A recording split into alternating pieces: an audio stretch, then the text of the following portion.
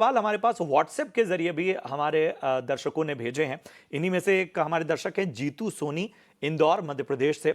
और इनका बड़ा बेसिक सा सवाल है कि सोने के भाव घटने और बढ़ने के ट्रिगर्स क्या होते हैं। अजय जी, इस सवाल के साथ मैं आपके पास आना चाहता हूं और हम ये मान के चल रहे हैं कि आज इस तरह के बेसिक सवाल बहुत आएंगे, क्योंकि बहुत बड़ी संख्या में वो नए निवेशक भी हैं जो शायद गोल्ड में इन्वेस्टमेंट के मौके ढूंढ रहे होंगे। तो जरा बताइए, सोने के भाव घटने और बढ़ने के ट्रिगर्स मुख्य रूप से होते क्या?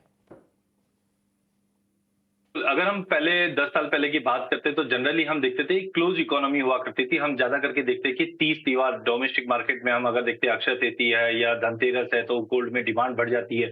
बट जैसे जैसे इंडियन मार्केट या गोल्ड का मार्केट ग्लोबल होते जा रहा है तो हर एक चीज का ट्रिगर गोल्ड पे आता है। तो सबसे पहले हम देखते हैं ऐसे क्या 5 ट्रिगर है जो तेजी दिखाता है। तो हमने देखा रिसेंटली जियो पॉलिटिकल टेंशन, जब भी ऐसी कोई लड़ाई वाली सिचुएशन आती है तो लोग सेफ हेवन की तरफ भागते हैं जो कि सोना होता है।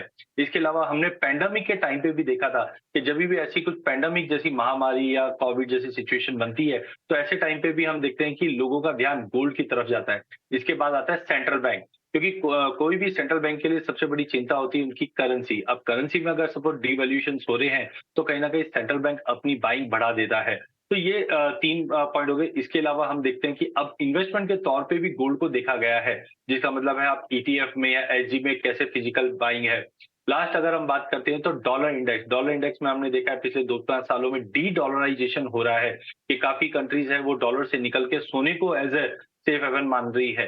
तो ऑलरेडी हमने सेंट्रल बैंक में, तो ये ऐसे कुछ पॉइंट्स है जो आपको देखना है। अच्छा, बहुत जन की सोच ये रहती है जैसे इक्विटी के अंदर हमको पीएचडी करनी पड़ती है कि बैलेंस शीट क्या है, रिटर्न्स क्या आने वाला है, रेशियोज क्या है। तो गोल्ड के केस में हमको ये सब पीएचडी करने की जरूरत नहीं होती। जो डे टू डे चीजें न्यूज होती है वो हमें मिल जाती है। जैसे अगर हम देखें कि एज पर हिंदी रिचुअल या हम इंडिया में देखते हैं कि शादी ब्याह होती है, लगभग सीआईटी की जो लास्ट ईयर की रिपोर्ट थी जहाँ पे हमने देखा था 36 लाख शादियां है। तो इंडिया गोल्ड और शादी ये एक काफी कॉम्बिनेशन है। जब भी ऐसा पीरियड होता है तो गोल्ड में बाइंग बन जाती है।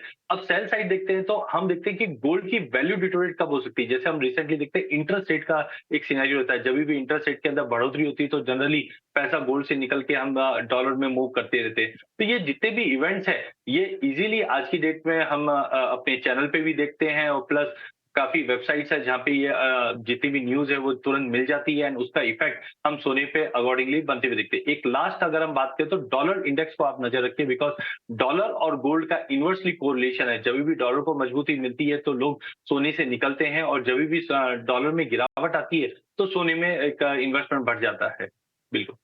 ओके, तो ये जो फैक्टर्स है वो आपको गोल्ड मार्केट पर असर डालते हैं। इस तरह के फैक्टर्स पर आपको नज़र जरूर रखना चाहिए। चलिए